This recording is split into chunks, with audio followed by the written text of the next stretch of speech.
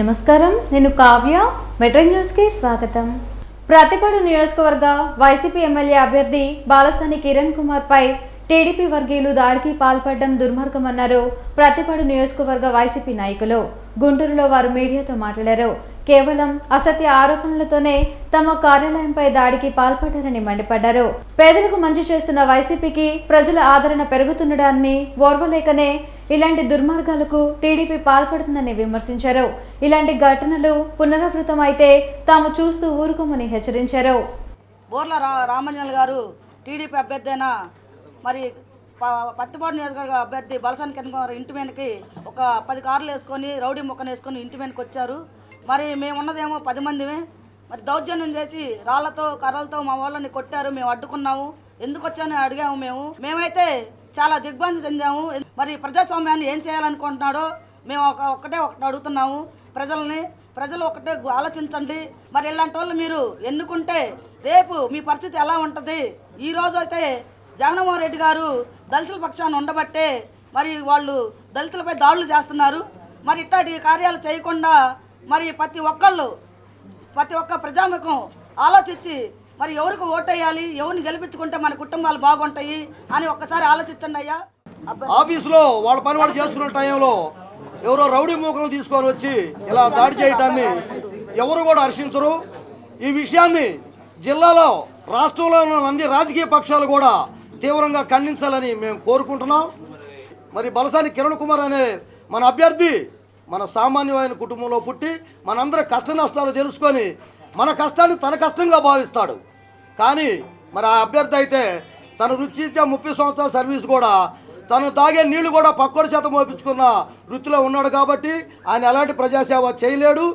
పార్టీలతో సంబంధం లేకుండా అందరూ కూడా ఖండించాలని మనం చేసుకుంటూ గుంటూరు తిరుపతిగా పేరుగాంచిన బృందావన్ గార్డెన్స్ వెంకటేశ్వర స్వామి దేవాలయంలో శ్రీవారి వార్షిక బ్రహ్మోత్సవాలు వైభవోపేతంగా కొనసాగుతున్నాయి.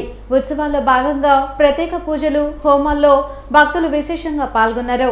ఆరోగ్యంగా ఉండాలంటే సూర్యనారాయణ స్వామిని పూజించాలని అర్చక స్వామి ప్రవచించారు.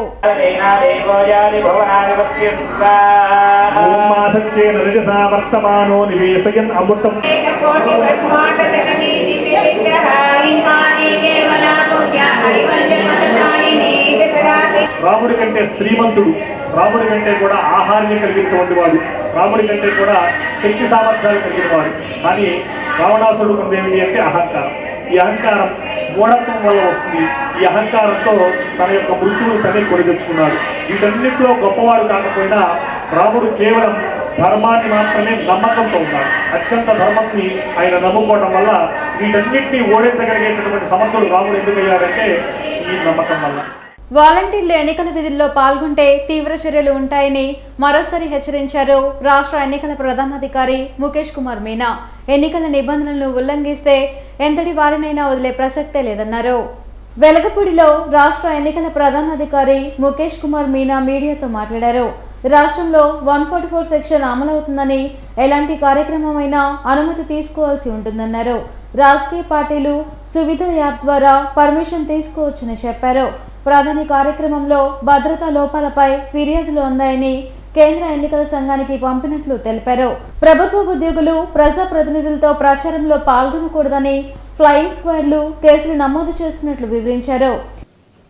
ప్రభుత్వం సంబంధించి ఎవరైనా లింక్ అయి ఉన్న వాళ్ళు ఉన్నారు, వాళ్ళు a political party or a political లీడర్తో కూడా తిరగకూడదు. They are not supposed to move with anybody. They are not supposed to participate in any political related activity, even though ప్రభుత్వంలో ఉన్న పార్టీ వాళ్ళతో కూడా తిరగకూడదు. No official should go and meet political leaders. Be active in political activity. మనం FST అంటే flying squad teams announcement date నుంచి they will be active. ఆ flying squad team అంటే ఎక్కడైనా మనకు కంప్లైంట్ వస్తే అక్కడ వెళ్ళి ఎంక్వైరీ చేయడం, కేసు బుక్ చేయడం లేదా యాక్షన్ తీసుకోవడం. సివిజి ల్యాబ్ ద్వారా నమోదైన ఫిర్యాదులను 100 నిమిషాల్లో పరిష్కరిస్తున్నట్లు చెప్పారు. హింసరహిత రీపోలింగ్ లేని ఎన్నికలే లక్ష్యంగా పనిచేస్తున్నట్లు ముఖేష్ కుమార్ మీనా పేర్కొన్నారు. మనకు ఈ ఎలక్షన్ కమిషన్ సంబంధించి డిఫరెంట్ యాప్స్ ఉన్నాయి. సి విజిల్ లాంటి యాప్స్ ఉన్నాయి, కంప్లైంట్ సంబంధించి యాప్స్ ఉన్నాయి. అది కూడా యాక్టివేషన్కి వస్తాయి. విజిల్ యాప్లో మనము విదిన్ 100 మీటర్స్ యాక్షన్ 100 మినిట్స్లో ఆ కన్సర్న్ టీమ్ యాక్షన్ తీసుకోవాలి. That is the fastest action which can be taken by anybody. So కాబట్టి మేము ప్రతిసారి దీన్ని మీద ఎంకరేజ్ చేయడానికి ప్రయత్నం చేస్తాము. మామూలుగా ఏమవుతుందంటే నా లెవెల్లో లేకపోతే డిఈ లెవెల్లో ఎవరైనా పర్సనల్గా వెళ్ళి కంప్లైంట్ చేస్తే ఆ ప్రాసెస్ ఫాలో అవ్వాలి. కానీ విజిల్ అప్లికేషన్లో ఎక్కడైనా ఎవరికైనా ఏదో ఎంసీసీ వయలేషన్, డబ్బులు పంచుతున్నారు, లేకపోతే ప్రభుత్వం వాళ్ళు ఏదో పార్టీ ఫంక్షన్లో పార్టిసిపేట్ చేస్తున్నారు, అదర్వైజ్ పోస్టర్స్ ఉన్నాయి, అది అక్కడ వీడియో లేదా ఆడియో తీసేసి అక్కడ నుంచే అప్లోడ్ చేసేస్తే ఇమీడియట్గా ఆ జిల్లాల్లో ఉన్న ఫ్లయింగ్ స్క్వాడ్ టీం అక్కడికి వెళ్ళి దీన్ని కంట్రోల్ చేయడానికి అన్ని ప్రయత్నాలు చేస్తుంది. నేషనల్ హ్యూమన్ రైట్స్ నూతన సభ్యులుగా నియమితులైన వారిని తూర్పు నియోజకవర్గ వైసీపీ ఎమ్మెల్యే అభ్యర్థి నూరి ఫాతిమా అభినందించారు. National human rights council district ప్రెసిడెంట్గా గుంటూరుకు చెందిన రేసిడి సతీష్ కుమార్, స్టేట్ ట్రెజరర్గా ఆవుల చైతన్య కామేష్ యాదవ్, అబ్దుల్ రహీం డిస్ట్రిక్ట్ జనరల్ సెక్రటరీగా నియమితులయ్యారు. మానవ హక్కుల సంఘం యొక్క ఎజెండాను మరింత బలపరచడానికి యువకులను ప్రోత్సహిస్తూ ముందుకు వెళ్లాలని కోరారు. మరి నేషనల్ హ్యూమన్ రైట్స్ కౌన్సిల్ మరి ఈరోజు సర్టిఫైడ్ ఇవ్వడం జరిగింది అబ్దుల్ రెహమాన్ అన్నకి. గుంటూరు జిల్లా జనరల్ సెక్రటరీగా ఆయన మరి తీసుకొని బాధ్యతలు ఏంటి అని అంటే హ్యూమన్ రైట్స్ అంటేనే మానవ హక్కులు మన దేశంలోనే ఉన్న ప్రతి ఒక్క రాజ్యాంగంలో మరి ఏవేవి యాక్ట్స్ ఉన్నాయి మనకి దాదాపుగా ఉన్న యాక్ట్స్ అన్నీ అమలు అయ్యే విధంగా ప్రతి ఒక్కళ్ళకి కూడా మరి ఈ యాక్ట్ ఉంది అని చెప్పి ఒక అవేర్నెస్ తీసుకొని రావడానికి ఇండియాలో ఉన్న వాళ్ళు ప్రతి ఒక్కళ్ళు కూడా వీళ్ళకి అవేర్నెస్ తీసుకొని రావడానికి ఎన్నో ప్రోగ్రామ్స్ చేస్తూ ఉంటారు.